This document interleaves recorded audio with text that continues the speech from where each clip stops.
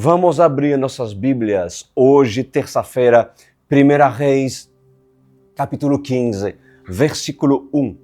1 Reis, capítulo 15, versículo 1. A falsa adoração será expulsa. Será expulsa. Assim como quando Jesus entrou no templo e se irou, fazendo com que as mesas dos cambistas sejam reviradas, e o Senhor não tolerou que haja roubo, que haja mentira dentro do templo, que deve ser santo, pois assim as mesas serão reviradas nessa era, pelas duas testemunhas, pelos profetas, cujo também reconhecerão as duas testemunhas e falarão com certeza a mesma linguagem, porque não irão tolerar o engano, não irão tolerar a mentira, não irão tolerar as práticas de Ofni e Finéias dentro do templo. E também Eli será julgado, Eli será confrontado. Não confunde com Eli e Elias. Estou falando do Eli, o profeta, pai de Ofni e Finéias. Mas vamos lá. O reinado de Obadias. Já vamos estudar rei de Judá, né? Em continuação ao reino de Jeroboão. No 18º do ano do reinado de Jeroboão, filho de Nebate, Abias tornou-se rei de Judá e reinou 3 anos em Jerusalém. O nome de sua mãe era Maaca, filha de Absalão. Anota esse nome, Maaca, filha de Absalão. Ele cometeu todos os pecados que seu pai tinha cometido. Seu coração não era inteiramente consagrado ao Senhor, o seu Deus, quanto fora o coração de Davi, seu predecessor. No entanto, por amor de Davi, o Senhor, o seu Deus, concedeu-lhe uma lâmpada em Jerusalém, dando-lhe um filho como sucessor e fortalecendo Jerusalém. Pois Davi fizera o que o Senhor aprova e não deixara de obedecer a nenhum dos mandamentos do Senhor durante todos os dias da sua vida, exceto no caso de Urias, o hitita. E houve guerra entre Roboão e Jeroboão durante toda a vida de Abias. Os demais acontecimentos do reinado de Abias e todas as suas realizações estão escritos nos registros históricos dos reis de Judá. Também houve guerra entre Abias e Jeroboão. E Abias descansou com seus antepassados e foi sepultado na cidade de Davi. E o seu filho Azá foi o seu sucessor. Esse merece de ser lembrado, viu? Azá foi o sucessor de Abias. Anotou? No 20º ano do reinado de Jeroboão, rei de Israel, Azá tornou-se rei de Judá e reinou 41 anos em Jerusalém. O nome da sua avó era Maaca, filha de Absalão. Azá fez o que o Senhor aprova. Ufa! Ele fez o que o Senhor aprova, tal como Davi, seu predecessor.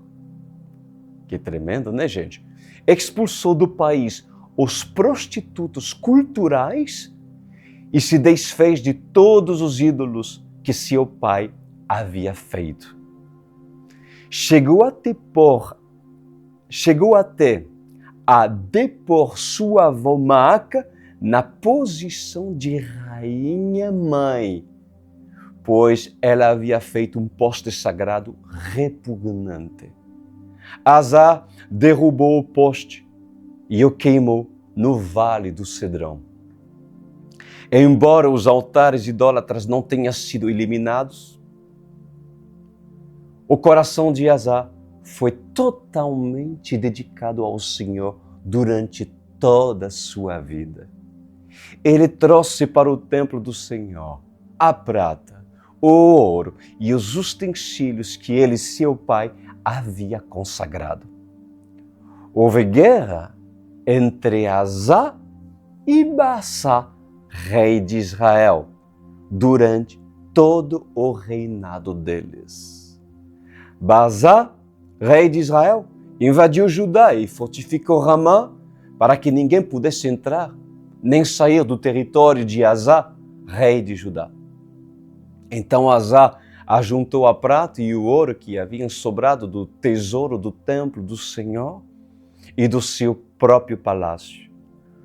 Confiou tudo isso a alguns dos seus oficiais e os enviou a Ben-Hadad, filho de Tabrião e neto de Ezion, rei da Síria que governava em Damasco, com uma mensagem que dizia: façamos um tratado, como fizeram meu pai e o teu.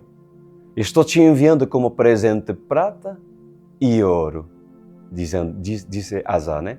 Agora, rompe o tratado que tens com Baasa, rei de Israel, para que ele saia do meu país. Ben-Hadad aceitou a proposta do rei Asa, e ordenou aos comandantes das suas forças que atacassem a cidade de Israel. Ele conquistou Ijon, Abel, Betemacá e todo o Kineret, além de Neftali. Quando Baasa soube disso, abandonou a construção dos muros de Ramá e foi para Tisza. Então o rei Asa reuniu todos os homens de Judá. Ninguém foi isentado, e eles retiraram de Ramá as pedras e as madeiras de Baasa, que Baasa estiver usando. Com esse material, Asa fortificou Geba, em Benjamim, e também Mispá. Os demais dos acontecimentos do reino de Asa, todas as suas realizações, todos os seus atos e todas as suas cidades que construiu, tudo isso está escrito no registro histórico dos reis de Judá. Na velhice, Asa sofreu uma doença nos pés. E quando descansou com seus antepassados, foi sepultado com eles na cidade de Davi, seu predecessor, e seu filho Josafá foi o seu sucessor. Que linda história, que tremenda. Eu falei para vocês anotar e guardar, né? Maaca, que era mãe de Absalão, que se tornou avó, no caso, de Asa, que foi um homem que agradou muito ao Senhor. Depois veio Josafá, também outro rei, filho de Asa, um homem que também agradou muito ao Senhor. Mas olha só, esqueci de orar e pedir direção ao Senhor. Agora que estou me lembrando, Pai amado, eu quero lhe agradecer por esse momento, não posso deixar jamais, pois não é religiosidade.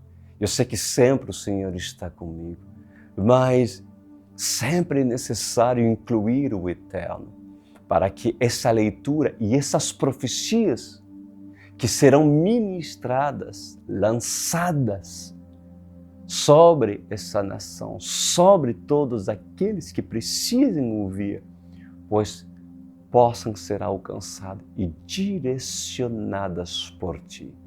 Em nome de Jesus Cristo. Amém e amém. Bom, vamos lá, meus amados. Preste muita atenção àquilo que o Espírito Santo diz à noiva.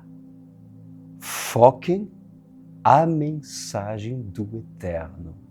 Amém, igreja? Foquem. Não deixe nada lhe distrair nesse exato momento. Bom, reis foram colocados no trono de Israel e também de Judá. Reis governaram muito bem o trono de Israel e também o trono de Judá. Mas reis prostituíram o trono de Israel e também prostituíram o trono de Judá. E é necessário que haja um rei que serva o Senhor para derrubar todos os postes sagrados, para expulsar dos seus países os prostitutos da fé e para fazer o que é certo diante dos olhos do Senhor. É necessário que o Senhor, o Deus do universo, levanta reis que aos seus olhos sejam justos a fazerem e a confrontar tudo aquele que os seus antepassados, reis corruptos que tiveram sua chance de viver em obediência a Deus, mas decidiram não obedecer. Pois é assim nos dias atuais, nos dias de hoje. Por acaso, não estamos vivendo os dias de Jeroboão? Os dias de Roboão? Os dias de Bassá e de Azá? Por acaso, não estamos vivendo em dias sombrios onde há prostitutos que se dizem mensageiros do Senhor? Prostitutos da fé? Mercenários da fé? E por acaso, não se ouve falar em falsos profetas? A profetizar aquilo que Deus não mandou profetizar? Não se ouve falar em falsos adoradores que promovem histerias, que promovem falsa adoração, que promovem um falso mover? Com certeza. Não se vê o falso perambular aonde está o verdadeiro? Não se vê o imitador a imitar a verdade, mas não carrega a verdade? E as suas ações, os seus testemunhos não condizem com aquilo que eles dizem, falam e pregam? Não são notáveis essas coisas aos olhos de todos vocês, amada igreja? Não é notável o que está acontecendo sobre a igreja evangélica? Não é notável o que está acontecendo sobre a nação do Brasil, sobre a nação da América? Não é notável o que está acontecendo sobre outras nações espalhadas pelo mundo, onde tem se levantado falsos profetas, falsos apóstolos, falsos ministros, falsos bispos, falsos pastores, falsos missionários e falsos evangelistas? Não é perceptível a ação deles e a falsidade? E por que muitos se deixam enganar? Por que muitos dos que são santos em Deus se deixam corromper? Por que a igreja entrega oferta a esses, promovem esses em seus altares, convidando-os para palestrar, para ministrar, para pregar e para cantar? Por quê?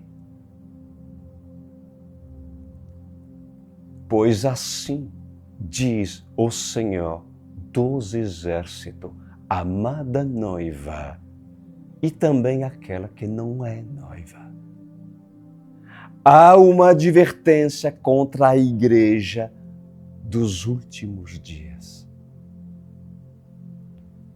Alguns entre vocês estão fazendo missões. Estão fazendo o que é certo aos meus olhos, diz o Senhor. Algumas dessas igrejas estão dando comida ao pobre, àqueles que têm fome, ao faminto, Estão dando banho àqueles que estão sujos, providenciando roupas e cobertores para aqueles que têm frio. Estão cuidando da viúva e do órfão, trazendo alimento na casa da viúva e remédio para o órfão doente. Alguns entre vocês, igreja, estão pregando a verdade. Mas não basta apenas pregar a verdade. É necessário viver a verdade. Assim diz o Senhor. Por isso que a carta que foi direcionada às igrejas da Ásia Menor foram escritas. Foram cartas, que elogiaram as igrejas, que elogiaram seus feitos, seus trabalhos e sua perseverança. Mas foram cartas que advertiram as igrejas. E nos dias atuais, que são considerados como o início dos últimos dias, diz o Senhor, preciso eu, o Senhor, escrever novas cartas para advertir a igreja evangélica? Para advertir os religiosos dessa era? Desse sistema, desse século? O que precisa para que a igreja acorda, diz o Senhor? O que precisa para que os mornos voltem a ter fogo, brilho, vontade e desejo de me buscar? O que precisa para que aqueles que estão doentes sejam curados? Por acaso, muitos estão esperando um sinal? Assim como foi dado o sinal de Jonas, e que até o dia de hoje muitos não conseguiram entender ou sequer compreender o sinal de Jonas. Por acaso, é necessário o Filho do Homem vir e ensinar todos esses a respeito do Monte das Bem-aventuranças? Pois em verdade eu vos digo, diz o Senhor, é chegada a hora de levantar adoradores que me adorem em espírito e em verdade. É chegada a hora que homens verdadeiros não se corrompem com o dinheiro, não se corrompem com a fama, com o sucesso, não deixem com que a vaidade entre em seus corações. É chegada a hora que se levantem homens e mulheres comprometidos com o verdadeiro Evangelho, diz o Senhor. É chegada a hora de não se conformar com esse sistema, diz o Senhor. Dizer não para a tirania de Bassá. Dizer não para os postes sagrados, os cultos aos deuses e aos demônios. Dizer não à prostituição do Evangelho.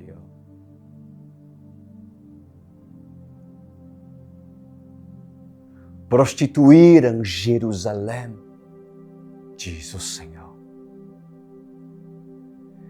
Jerusalém foi aquela princesa que atraiu o coração de todos os marinheiros, de todas as caravanas ismaelitas, as caravanas egípcias e todos aqueles que andavam sobre caravanas de mercadores.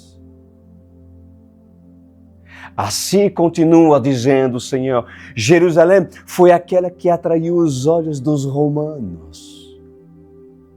Jerusalém foi aquela que se corrompeu. No deserto, foste considerado como cidade fortificada, cidade abençoada, ó Jerusalém, cidade da prosperidade. O ouro e a prata estavam sobre ti, ó Jerusalém. Mas homens que vieram de Sodoma e Gomorra arrancaram de ti o ouro e a prata.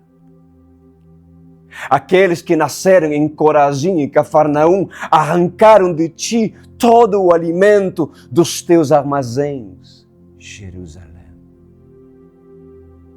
Aqueles que vieram do Egito levaram consigo todos os utensílios que estavam nos teus templos, ó Jerusalém.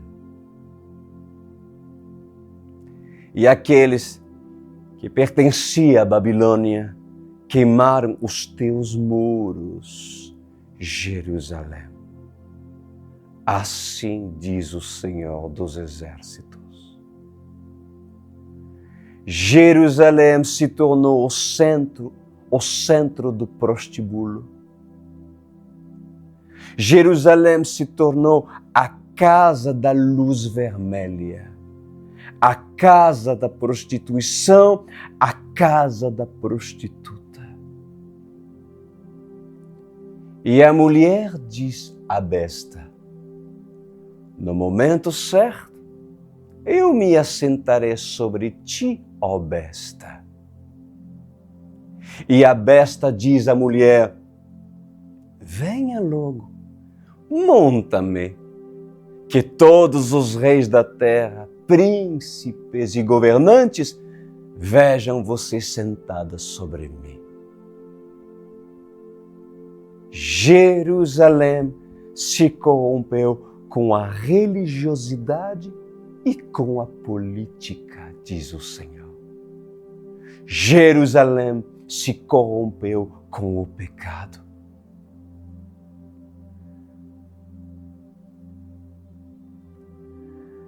Pois em verdade, foi necessário que o rei Ben-Hadad aceitasse a proposta do rei Asa. Versículo 20. Ben-Hadad aceitou a proposta do rei Asa e ordenou aos comandantes das suas forças que atacassem a cidade de Israel. Ele conquistou Ijon, Dan, Abel, Bet-Macá e todo o Quinetes e todo o Quineret, além de Neftali. Quando Baasa, soube disso, abandonou a construção dos muros de Ramá e foi para Tiza. Então o rei Asa reuniu todos os homens de Judá. Ninguém foi isentado, e eles retiraram de Ramá as pedras e as madeiras que Baasa estiver usando. Com esse material, Asa fortificou Geba em Benjamim e também Mispa.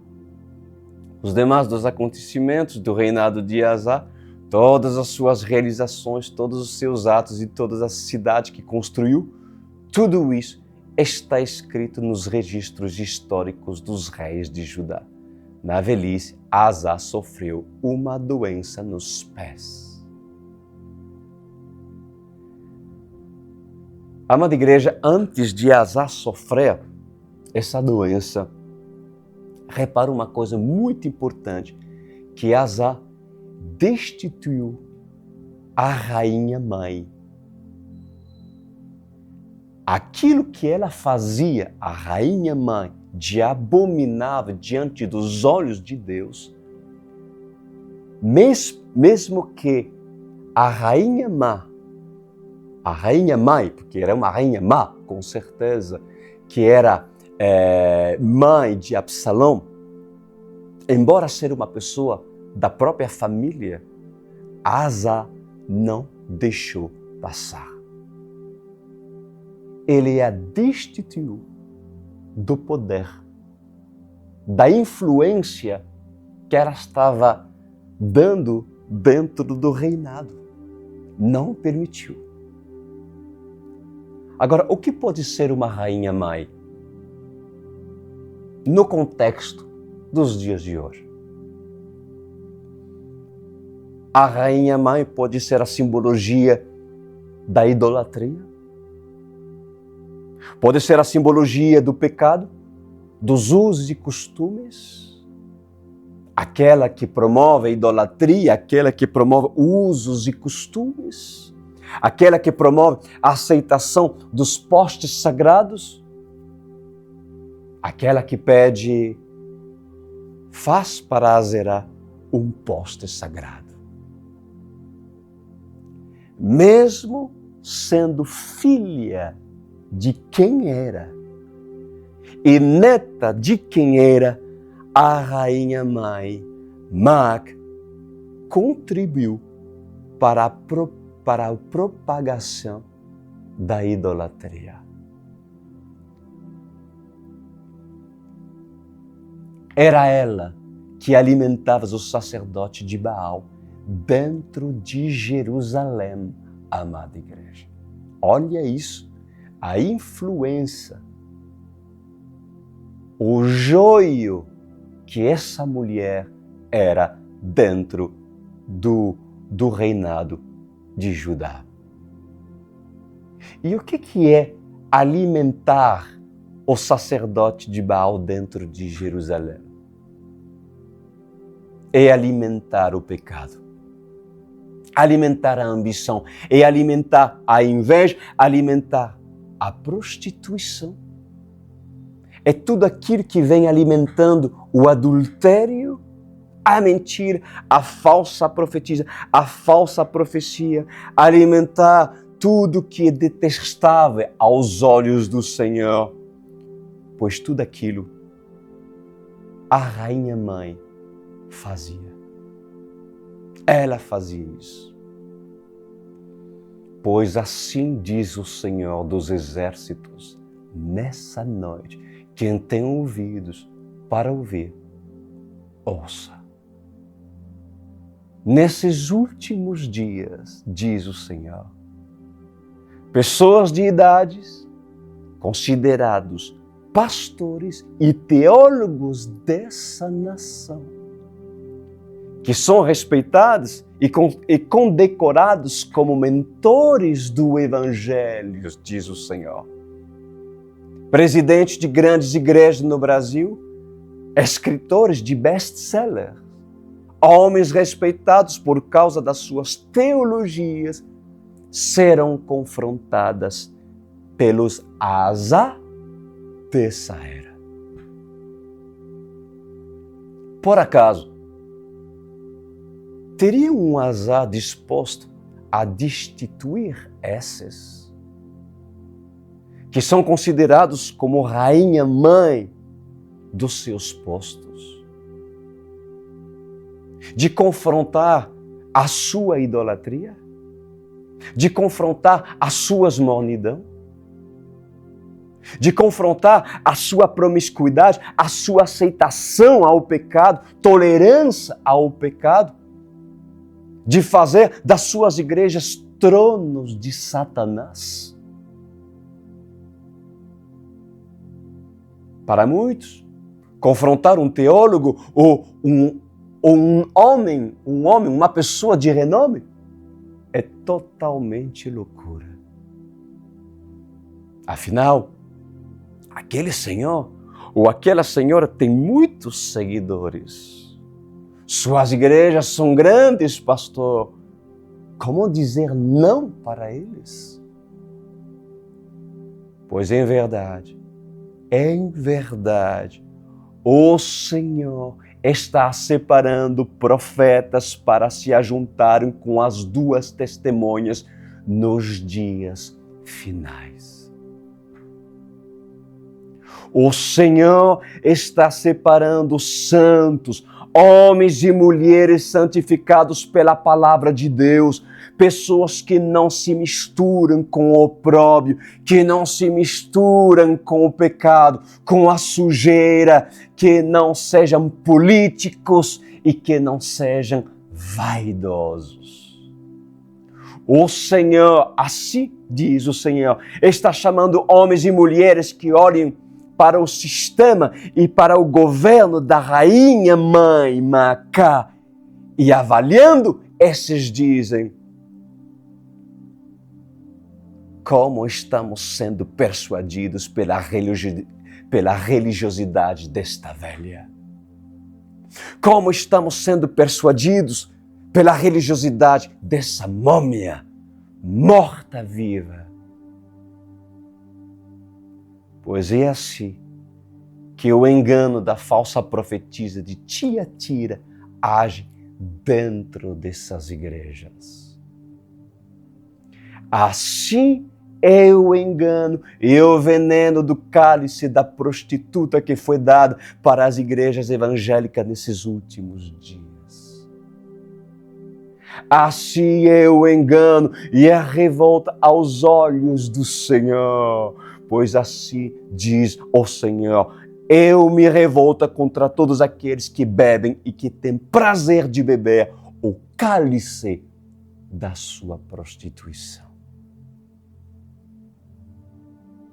Pois de geração em geração, o apóstolo João advertiu, escrevendo as cartas para as igrejas. E para a igreja de Tiatira, o recado foi claro. Mas, ao passar dos séculos e dos anos, os homens permitiram com que a falsa profetisa estivesse dentro das suas congregações, em cima dos seus altares a pregar, a profetizar, a ensinar os ensinos dos balaíns. Os estudos dela são estudos propagados aos nicolaítas, diz o Senhor. E evangélicos estão dizendo, não, isso é teologia. E evangélicos estão dizendo, isso é um livro conceituado. Afinal, se trata do livro desse senhor, dessa senhora. Pois assim diz o Senhor dos Exércitos. Muitos respeitam Luciano Subirá. Muitos respeitam Jorge Linhares. Muitos respeitam Macedo. Muitos respeitam Silas Malafaia. Muitos respeitam Valnice Milhomes. Muitos respeitam fulano, fulana, fulano. E a lista é grande.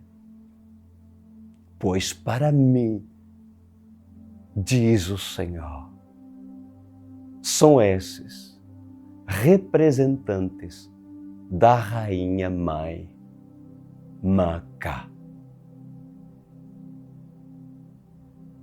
E é necessário um azar se levantar. É necessário Elias e o profeta a profetizar. É necessário Eliseu jogar o seu martelo, a sua marreta, o seu machado. É necessário Eliseu lançar o seu cajado. E é necessário Eliseu pegar a sua capa e lançar o pão também. É necessário Eliseu tocar nos ossos. É necessário que o profeta deite sobre o menino. É necessário que Ezequiel vá rapidamente para o vale. É necessário que Jeremias veja a destruição dos muros. É necessário que o profeta Isaías abra os rolos. É necessário que Daniel abra a janela do seu quarto. É necessário que Moisés levante a cruz no deserto. É necessário que os fariseus se reúnem no sinédrio. É necessário fonte de águas vivas serem encontrados e poços serem abertos. É necessário que Azarias e seus amigos passem pela fornalha. E é necessário que os leões tenham as bocas atadas. É necessário que Jonas não olhe para o destino. É necessário que Ló escolhe a região do Jordão. É necessário que haja o rasgar do véu de cima para baixo. E é necessário que haja terremoto e que o sepulcro se abra. Pois em verdade, assim diz o Senhor. É necessário que eu dê poder às duas testemunhas. Como o piscar de olho, como a noite que amanhece, e o amanhecer que escurece, é necessário que saiam homens vestidos de pano de saco de estopa, para acabar com a prostituição que se deu em Jerusalém. Jerusalém é a representação de todas as nações da terra. E os prostitutos que foram expulsos na época de Azar serão os prostitutos a serem expulsos na época das duas testemunhas. E quem são esses? Quem são esses prostitutos? Todos os religiosos que se corromperam com a religião e a política e permitiram com que a besta oferecesse o seu lombo às suas costas para que a mulher sentasse sobre ela. Assim diz o Senhor.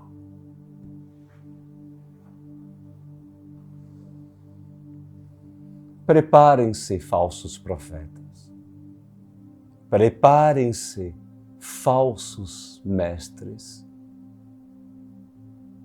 Aqueles que até os dias de hoje gozam da sua luxúria e do seu sucesso, pelas suas conquistas e seus templos, que fazem de vocês o seu orgulho e a sua força. Pois esses nomes, hoje citados, e muitos outros, em breve, quando menos esperam, receberão o seu galardão. E profetas verdadeiros serão suas espinhas no seu calcanhar. Pois aguarda, porque em breve virão as duas testemunhas, cujo claro vocês não reconhecerão, por causa do tamanho orgulho que está dentro dos seus corações. Mas haverá um grupo de profetas que serão preparados, que serão treinados, que receberão parte daquilo que as duas testemunhas receberam.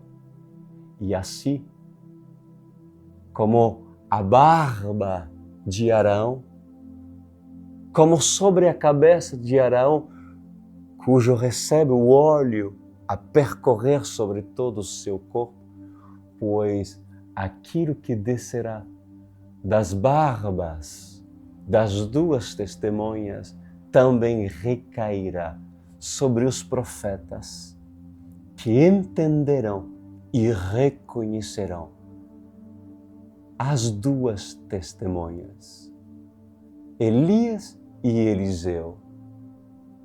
Chama-os como você quer.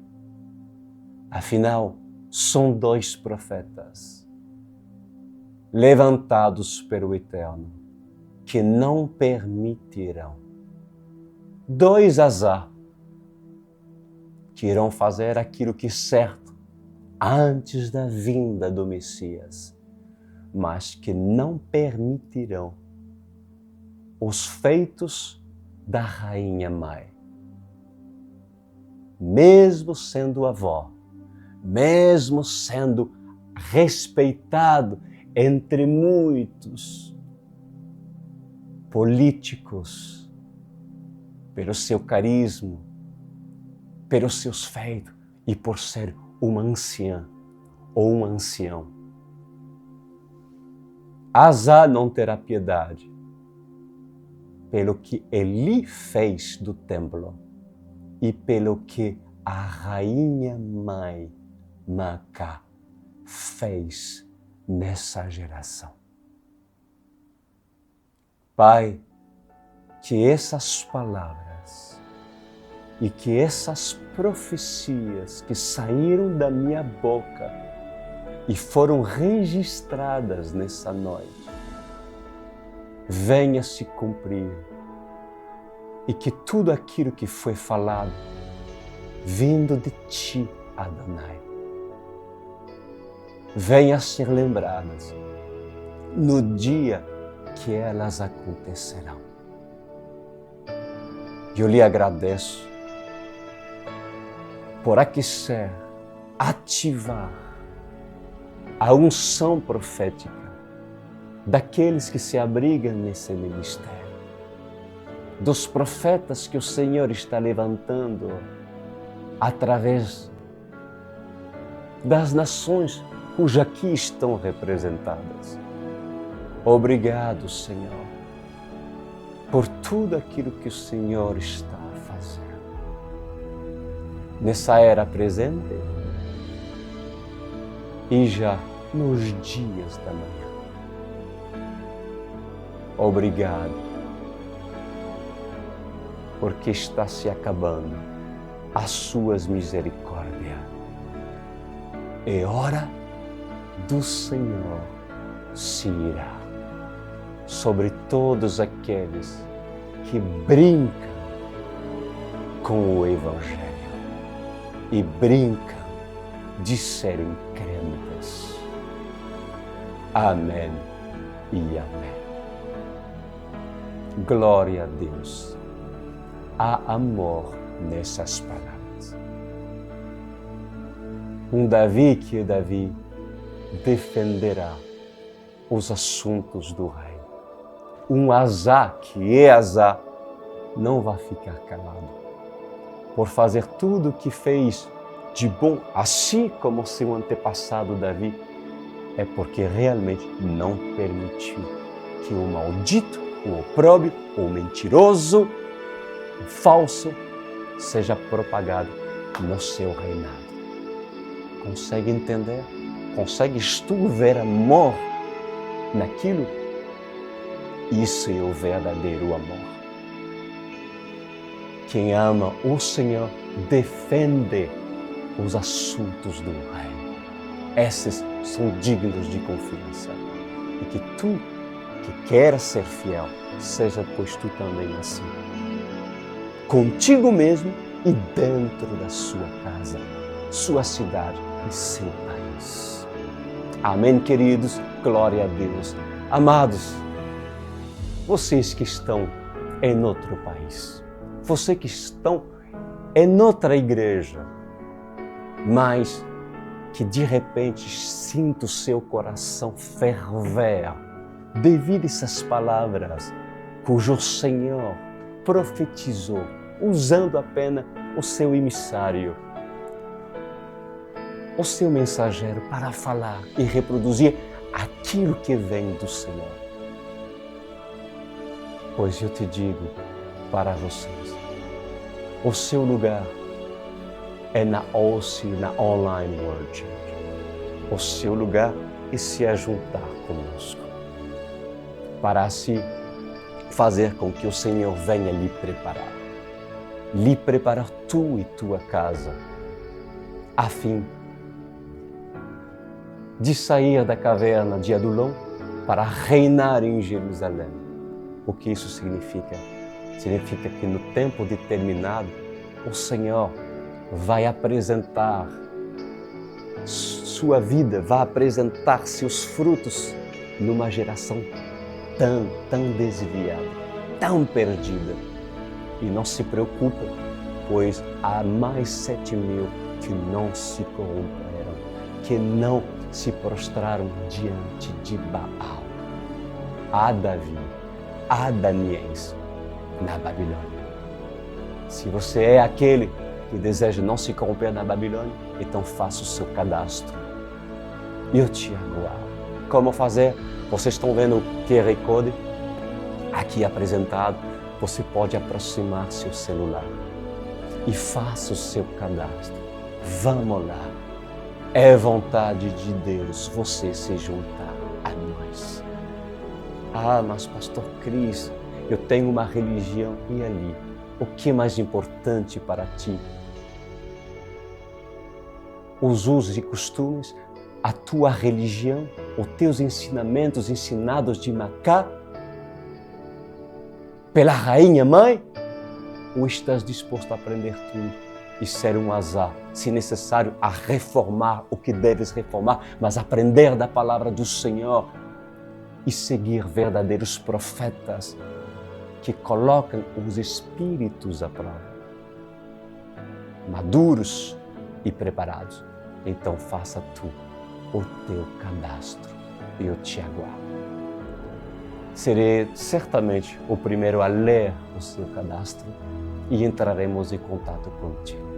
Terminamos, meus amados, para hoje, que o Senhor possa transformar a sua vida e assim prepará-lo para esses dias. Um grande abraço para todos vocês e nos vemos próximo sábado às 21h. Quero você lá.